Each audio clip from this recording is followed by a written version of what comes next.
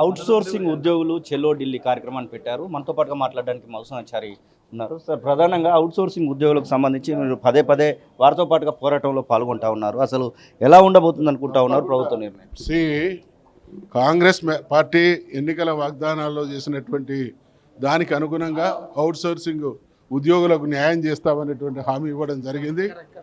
మేము ఈరోజు వారు చేస్తున్నటువంటి చలో ఢిల్లీ కార్యక్రమానికి తప్పకుండా మేము కూడా మద్దతు ఇస్తూ ఉన్నాం.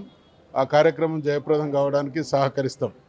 ఈరోజు బానిసత్వానికి, వెట్టి చాకరికి మరో రూపమే కొనసాగుతున్నటువంటి అవుట్ సోర్సింగ్ విధానం ఖచ్చితంగా వీళ్ళందరూ కూడా అంటే రాజ్యాంగ ఉల్లంఘన జరుగుతూ ఉంది.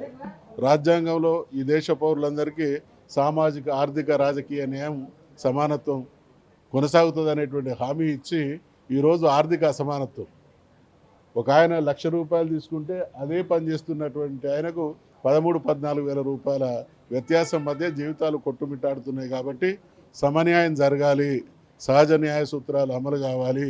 అవుట్సోర్సింగ్ ఉద్యోగులు అనేక దశాబ్దాలుగా అన్ని రకాలైనటువంటి అర్హతలుండి అన్యాయానికి, అవమానానికి, అవహేళనకు గురవుతున్నారు. కాబట్టి వాళ్ళ ఆత్మాభిమానం కోసం, వాళ్ళ ఆర్థిక న్యాయం కోసం, సామాజిక న్యాయం కోసం వాళ్ళు చేస్తున్నటువంటి ఉద్యమాన్ని మేము సంపూర్ణంగా మద్దతిస్తూ ఉన్నాం. చలో ఢిల్లీ కార్యక్రమం జయప్రదం కావడానికి మా పాత్ర మేము పోషిస్తాం.